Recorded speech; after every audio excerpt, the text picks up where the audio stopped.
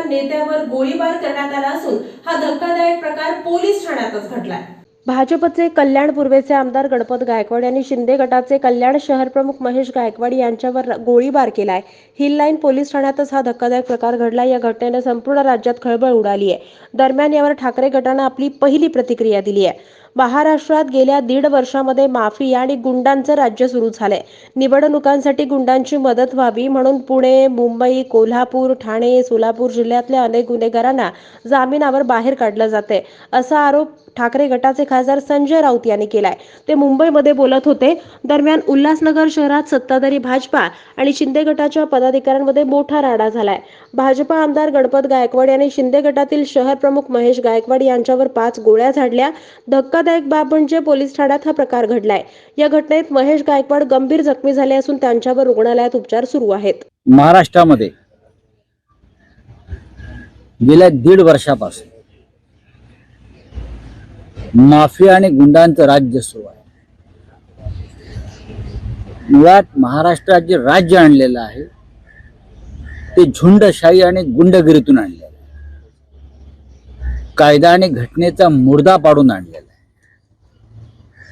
पैशांचे ठोक व्यवहार करून हे सरकार आणल्यावर महाराष्ट्रात दुसरं काय होऊ शकतं? गेले 1.5 वर्ष आम्ही काही गोष्टी समोर आणतो। कालचा प्रकार जो आहे आमदार गणपत गायकवाड यांचा, हा उल्हासनगरचा म्हणताय ते नाहीये, हा मुख्यमंत्र्यांच्या जिल्ह्यातला आहे। हा मुख्यमंत्र्यांच्या जिल्ह्यातला आणि या गोळीबाराला स्वतः मुख्यमंत्री जबाबदार आहे।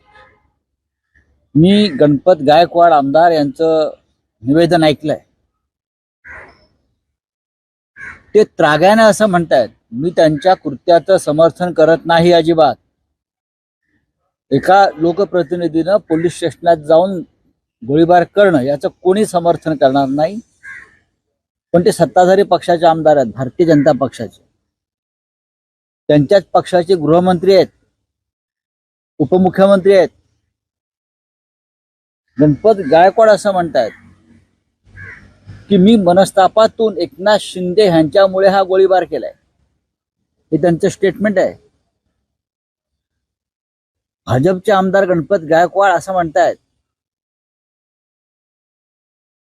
या महाराष्ट्रात जर एकनाथ शिंदेसारखे मुख्यमंत्री असतील तर या राज्यामध्ये फक्त गुन्हेगारच निर्माण होतील। हे भारतीय जनता पक्षाच्या एका आमदाराचं निवेदन आहे पोलीस स्टेशनमधून।